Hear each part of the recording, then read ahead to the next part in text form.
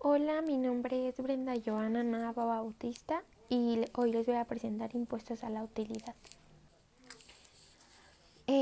Los impuestos a la utilidad son el impuesto causado y el impuesto diferido del periodo, de acuerdo con las NIF D4.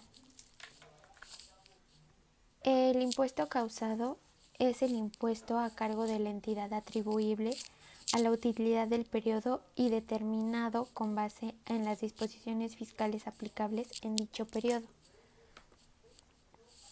Y el impuesto diferido es el impuesto a cargo o a favor de la entidad atribuible a la utilidad del periodo y que surge de las diferencias temporales, las pérdidas fiscales y los créditos fiscales. Esto quiere decir que este impuesto se devega en un periodo contable, pero periodo en el cual se reconoce y se realiza en otro, lo cual ocurre cuando se revierten las diferencias temporales, se amortizan las pérdidas fiscales o se utilizan los créditos fiscales. De acuerdo con la NIF D4, el impuesto causado se distingue del impuesto causado por pagar o por cobrar en los siguientes términos. Es el impuesto causado en el periodo contable menos los anticipos enterados, más los impuestos causados en periodos contables anteriores y no enterados. Cuando este resultado sea un importe a cargo de la entidad, representa un impuesto por pagar. De lo contrario, corresponde a un impuesto por cobrar. Esto destaca que, de acuerdo con las disposiciones fiscales vigentes, el impuesto a las utilidades de las empresas es el ICR, que viene siendo el impuesto sobre la renta. En términos generales, la mecánica para determinar el ICR causado en el ejercicio, en el caso de las personas morales del régimen general, se establece en el artículo 9 de la ley del ICR y se puede mostrar a continuación en la presentación. A su vez, por lo que se refiere al ICR por pagar o saldo a favor de este impuesto, la mecánica para determinarlo es la que a continuación les voy a mostrar en la presentación. De acuerdo con el artículo 9 y 14 de la ley del ICR. Lo que origina el impuesto diferido es la diferencia que existe entre los criterios contables y fiscales para el reconocimiento de ingresos y gastos y en su caso por los créditos por beneficios fiscales. Los beneficios de representar impuestos diferidos en la información financiera es que los estados financieros muestren la rentabilidad real y que la comparabilidad entre los resultados de las empresas sea mejor. Ahora vamos a hablar del pasivo por impuesto diferido. Es el impuesto a la utilidad pagadero en el futuro provocado por las diferencias temporales acumulables. Y el activo por impuesto diferido es el impuesto a la utilidad recuperable en el futuro provocado por las diferencias temporales deducibles, pérdidas fiscales por amortizar y de créditos fiscales. Por ejemplo, la pérdida fiscal en el 2020 disminuye el ICR del 2021, que sería el impuesto sobre la renta de la empresa. También vamos a hablar de la diferencia temporal. La diferencia temporal entre el valor contable de un activo o de un pasivo y su valor fiscal a la vez puede ser deducible o acumulable en un futuro. Por ejemplo, si el valor contable del activo es de 1,000,000, el valor fiscal del mismo activo serían 800,000 pesos. La diferencia temporal deducible es aquella que en periodos futuros disminuirá la utilidad fiscal o incrementará la pérdida fiscal. Un ejemplo también podría ser costos en 2020 deducibles a su pago en 2021. y esto genera un activo por impuesto diferido. También la diferencia temporal acumulable es aquella partida que en periodos futuros incrementará la utilidad fiscal o disminuirá la pérdida fiscal, como sería ventas en 2020 acumulables al cobro en 2021. Esto genera pasivo por impuesto diferido. A continuación también comentaré acerca de la utilidad fiscal y la pérdida fiscal. Para la definición y determinación de estos conceptos debe atenderse las disposiciones fiscales vigentes a la fecha de los estados financieros.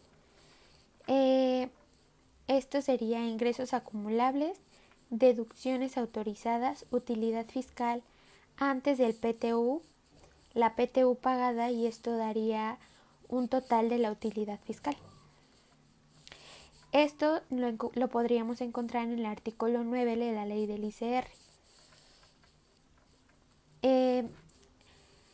El crédito fiscal es todo aquel importe a favor de la entidad que puede ser recuperado contra el impuesto a la utilidad causado, y siempre que la entidad tenga la intención de así hacerlo. El crédito fiscal por inversión de teatro sería un ejemplo en 2020 y podría ser aplicable en 2021. A continuación les voy a hablar sobre la tasa del impuesto causado. Es la tasa promulgada y establecida en las disposiciones fiscales a la fecha de los estados financieros que se utiliza para el cálculo del impuesto causado. Un ejemplo sería la tasa del ICR para el 2020, y esto nos daría un acumulable del 30%. La tasa del impuesto diferido es la tasa promulgada o sustancialmente promulgada a la fecha de los estados financieros y se prevé que se utilizará en la fecha de la reversión de las diferencias temporales o de la amortización de las pérdidas fiscales. También dentro de la misma encontramos la tasa efectiva de impuesto. Esta tasa es la que resulta de dividir el impuesto a la utilidad del periodo entre la utilidad antes del impuesto a la utilidad. Esto nos daría el igual de la tasa efectiva del impuesto.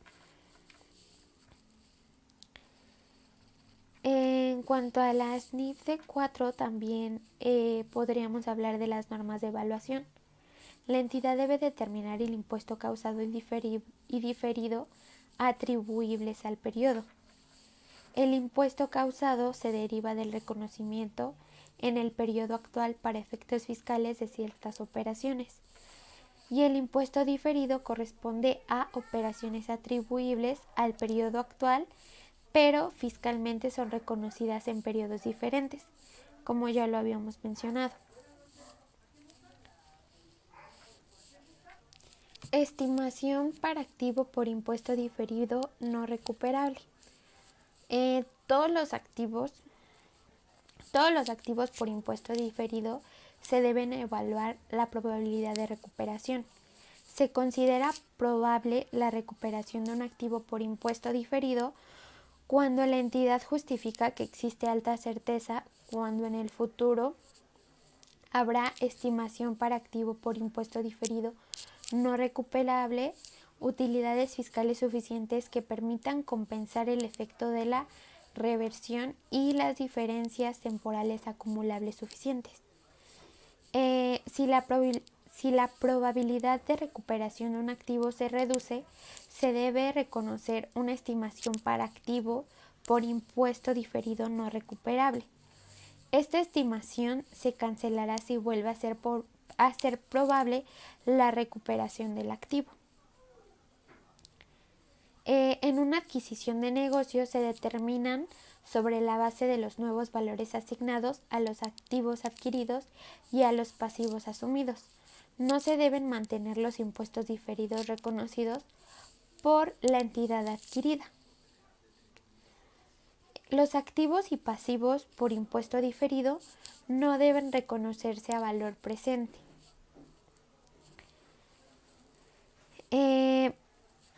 El impuesto causado, el balance general da un pasivo de corto plazo. Su monto debe de incluir el impuesto causado no pagado. Un ejemplo sería del ejercicio actual y de ejercicios anteriores. Mostrar el balance general y el activo de corto plazo. El monto debe incluir los anticipos del impuesto causado que exceden al impuesto causado.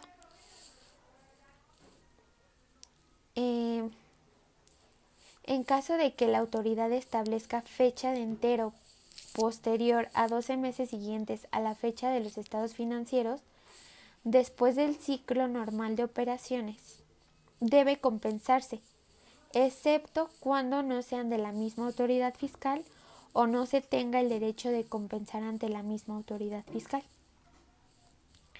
El impuesto causado atribuible a operaciones discontinuadas no debe incluirse en este rubro, sino dentro del rubro de operaciones discontinuadas.